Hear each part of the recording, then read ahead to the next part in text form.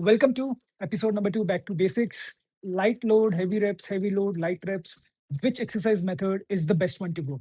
Let's understand. देखिए, जब आप heavy load, light rep करते हैं, तो इसका मतलब आप 80 से 95% of your maximum load you're trying to lift with 6 to 7 rep range.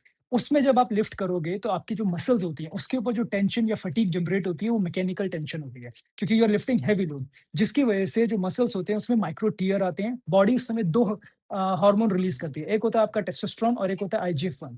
Testosterone का काम रहेगा muscle recovery, muscle protein synthesis and neural adaptation. दूसरा जो आईजीएफ-1 होगा वो हाइपरट्रॉफी अचीव करेगा। हाइपरट्रॉफी कैसे अचीव करेगा? बाय एक्टिवेटिंग सैटेलाइट सेल और एग्जिस्टिंग मसल फाइबर की क्वांटिटी को इंक्रीज कर देगा, जिसे हम मायोफिब्रिल हाइपरट्रॉफी कहते हैं।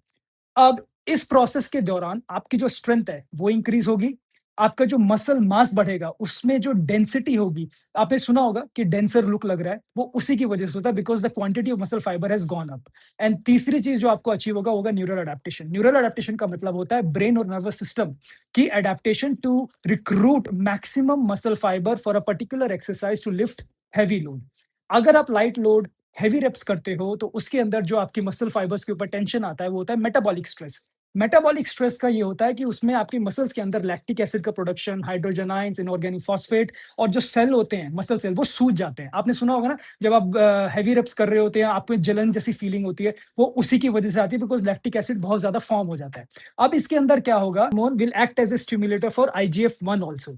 तो आईजीएफ-1 आपका लीवर प्रोड्यूस करता है, लेकिन इस केस में डिफरेंस ये होगा कि जैसे ही आईजीएफ-1 रिलीज होगा वो लोकली होगा, यानी कि अगर आप स्क्वाट मार रहे हो, हैवी नंबर ऑफ रेप्स आप निकाल रहे हो, तो उसी पर्टिकुलर मसल ग्रुप के अंदर आईजीएफ-1 की मात्रा बढ़ जाएगी, जिसका नाम होता है एमजीएफ। बेसिकली होता यह है कि ग्रोथ हार्मोन जैसे रिलीज होगा वो कोलेजन सिंथेसिस करेगा, वो रिकवरी के लिए काम आएगा। सेकंड, वो फैट को भी इनडायरेक्टली मेटाबोलाइज करता है।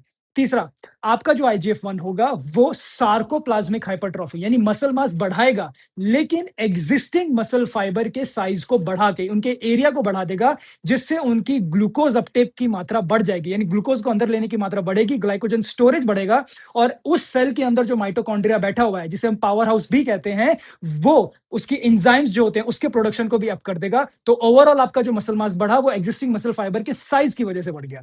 तो इस पर्टिकुलर ट्रेनिंग मेथड से जो आप अचीव करेंगे वो तीन चीजें, एक आपका ओवरऑल वॉल्यूम जो है मसल का वो बढ़ जाएगा, इट विल लुक ह्यूज।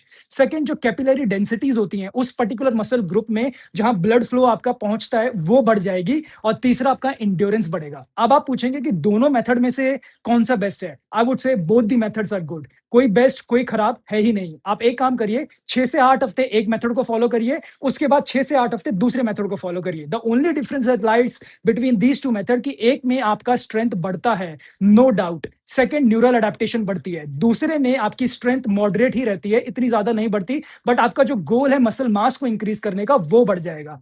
दोनों को मिक्स करेंगे, you will get better result. So train smart and ऐसी फिजिक अचीव करिए जो बिल्ड टू लास्ट हो।